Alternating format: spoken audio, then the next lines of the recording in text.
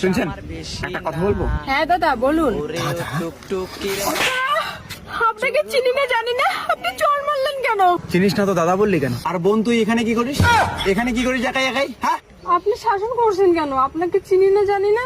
আমি তো দাদা, তুই তো বললি। হ্যাঁ, বাড়ি যা। বদমাশি না, এই বয়সে বদমাশি। চিনি না জানি না, অচিনা ছিল কি দাদা বলবো না তো কি বলবো? হাই বেবি, তোমার এতক্ষণ লাগে আসতে? ওই ছেলেটা আমাকে চড় মারছে, চিনি না জানি না।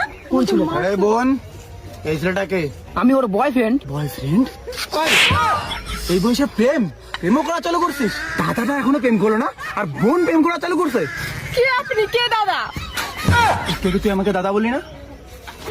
আমি তো দাদা। দাদা? ওর তো কোনো দাদাই নেই। আমিও ছেলেটাকে চিনি না। কে রে তুই?